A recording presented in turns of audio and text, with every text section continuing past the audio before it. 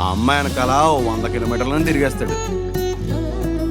పగలు రాత్రి అని తేడా లేకుండా చాటింగ్ చేస్తాడు, కానీ ఐ లవ్ యూ చెప్పమంటే మాత్రం చెప్పరా. అదే మంచి టైం చూసి. ఎవడరా నీకు జాతకాలని చెప్తుంది? మంచి రోజు మంచి టైం అంటున్నావు.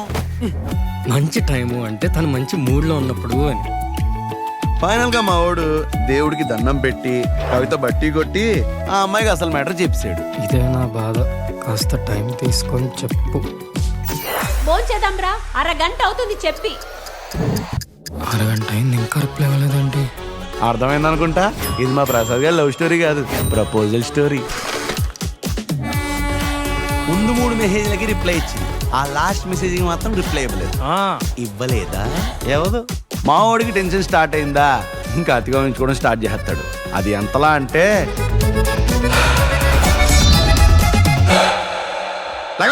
వాడు ఓవర్ యాక్టింగ్ కి ఓవర్ థింకింగ్ బాగా సరిపోయింది. మేము ఎందుకున్నాం పదండ్రా. హలో, నేను స్వర్ణ వాళ్ళ ప్రిన్సిపల్ ని మాట్లాడుతున్నానండి.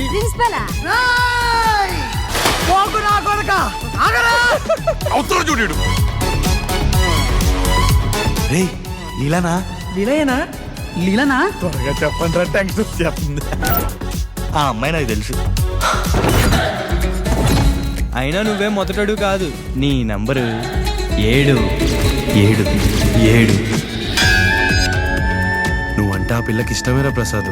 ఇష్టమేరా, కానీ ప్రేమించేంత ఇష్టమా అని. ఇలా ఈ 2-3 గంటల్లో మా ప్రసాద్ గారి లైఫ్ లో చాలానే జరిగాయి.